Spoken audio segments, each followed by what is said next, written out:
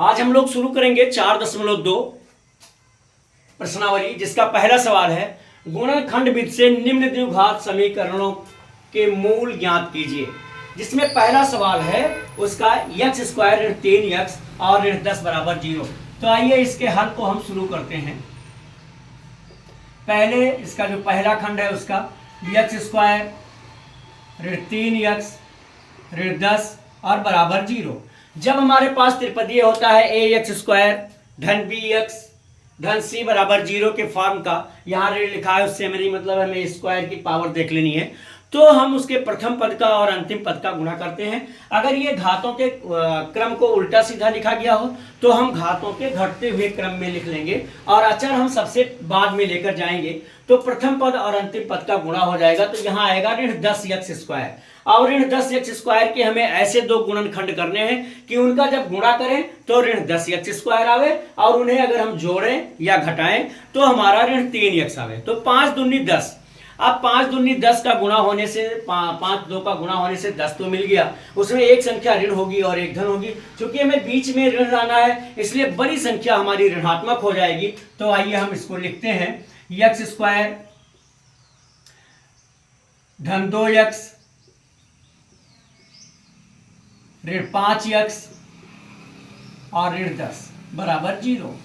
हम इसको इस तरह से भी लिख सकते थे कि x स्क्वायर ऋण 5x धन 2x ऋण 10 बराबर 0। कैसे भी लिखेंगे इसमें अंतर नहीं आएगा।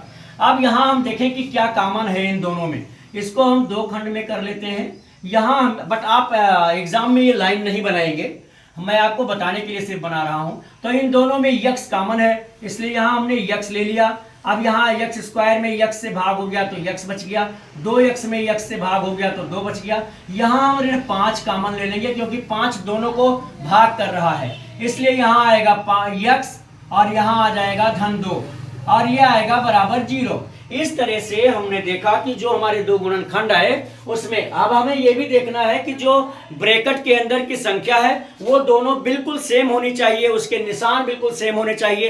अगर ऐसा है तो हमारा गुणनखंड सही आ रहा है और नहीं तो नहीं। यहाँ चूंकि ब्रैकेट के अंदर दोनों संख्याएं x धन 2 आई हैं इसलिए ये गुणनखंड हमारा सही है। अब इसको हम कॉमन ले लेंगे एक बार पुनः, x धन 2 और दूसरे ब्रैकेट में हमारा बचेगा x ऋण 5 और ये हो जाएगा बराबर 0। अब हम लिखेंगे कि यदि x धन 2 यदि x धन 2 ये बराबर 0 होगा तो x बराबर हमारा 2 बराबर के उधर जाएगा तो ऋण 2 हो जाएगा। कोई भी संख्या हम जानते हैं बराबर से दाएं या बराबर से बाएं जाती है तो उसके निशान बदल जाते हैं। यहाँ धन में था उधर गया ऋण हो गया। अब इसी तरह से हम पुनः x ऋण 5 को ले लेंगे। पुनः यदि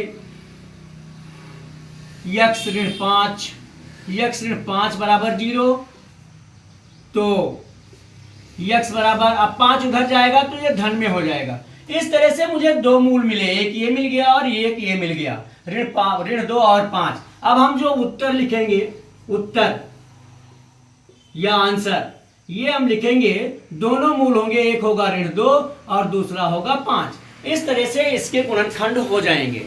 अब जब भी हमें मूल बताने होंगे त्रिपदीय होगा तो हम इसी तरह से प्रथम पद और अंतिम पद का गुणा करके और गुणनखंड बनाएंगे, जो पिछले क्लास में भी हम पढ़ चुके हैं। अब आइए एक हम आपको, ये दूसरा बिल्कुल सेम प्रोसेस है, इसी तरह से है। इसका 2 और 6 का गुणा होगा तो 6 दूनी 12 होगा और 12 का 2 गुणनखंड करेंगे, एक 4 होगा और एक 3 होगा। चूंकि गुणा हमें ऋणात्मक चाहिए और बीच की संख्या धन है इसलिए बीच में हम धन 4x ऋण 3x लिख करके लगाएंगे और आ जाएगा। हाँ, अब ये रूट वाला है, इसको मैं एक और करे देता हूं।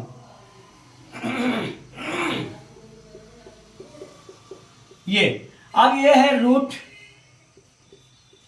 2x स्क्वायर धन 7x धन 5 रूट 2 बराबर 0। अब हमें इसका, ये भी त्रिपदीय है, इसका भी गुणनखंड करना है तो हम प्रथम पद और अंतिम पद का गुणा करेंगे। हम जानते हैं रूट 2 और रूट 2 का गुणा 2 हो जाता है, रूट 3 और रूट 3 का गुणा 3 हो जाता है।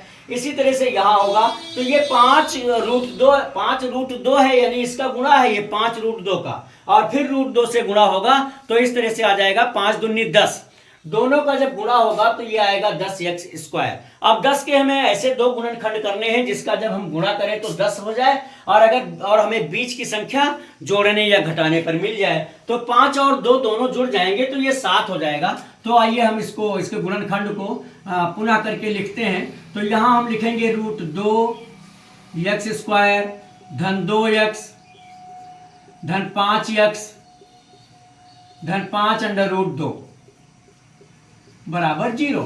अब यहाँ हम इस पद में देखेंगे, इसमें हमारे दोनों में √2 और x कॉमन हो जाएगा, √2 और x कॉमन हो जाएगा, क्योंकि यहाँ जो हम देखते हैं √2 से जब 2 में भाग होगा तो यहाँ √2 बचेगा। तो यहाँ x से इसमें √2 कट गया, x² था इसलिए यहाँ x बच जाएगा और यहाँ बच जाएगा √2। इसी तरह से यहाँ हम पारा 5 कॉमन है। अब हम 5 कॉमन ले लेते हैं तो यहाँ सिर्फ x बचेगा और यहाँ 5 से भाग हो जाने पर यहाँ √2 बचेगा और बराबर 0। अब ब्रैकेट के अंदर हमारे बिल्कुल एक ही नंबर निशान सहित आए हैं, इसलिए ये मेरा गुणनखंड सही आया है। अब इसमें ये एक पद ये है, एक ये है, इन दोनों में हम देखेंगे तो हमारा ब्रैकेट में पुनः हमारा ये कॉमन हो जाएगा, x धन 2 x धन √2 कॉमन हो गया। तो जो बचा वो हमारा बचा √2x और धन 5 बराबर 0। अब हम लिखेंगे यदि x धन √2 ये बराबर अगर 0 है तो x बराबर हो जाएगा, ये √2 उधर जाएगा, ऋण √2। इसी तरह से पुनः अब हम इसको ले लें, √2x धन 5 बराबर 0।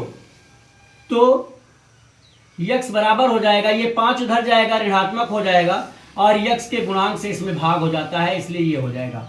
अब हमें ये दो मूल मिल गए, एक मिल गया हमें ऋण 2 और ऋण √2 और दूसरा मिल गया ऋण 5√2। ये हमें x के मान मिले। अब मेरा जो आंसर आएगा, जो मेरा उत्तर आएगा,